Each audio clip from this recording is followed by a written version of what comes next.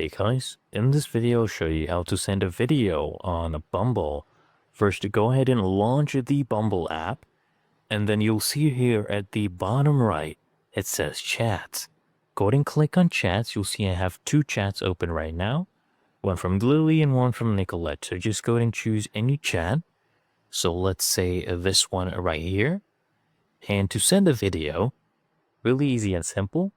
There's two methods. One, you come here at the bottom right, you click on this icon, and you're able to take a video from your camera, as you can see right here.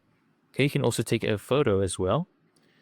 But the other method is you come here at the bottom left, you click on this camera icon to access your gallery. So you can click on allow all, and now you're able to access your whole gallery and share photos and videos with them as well.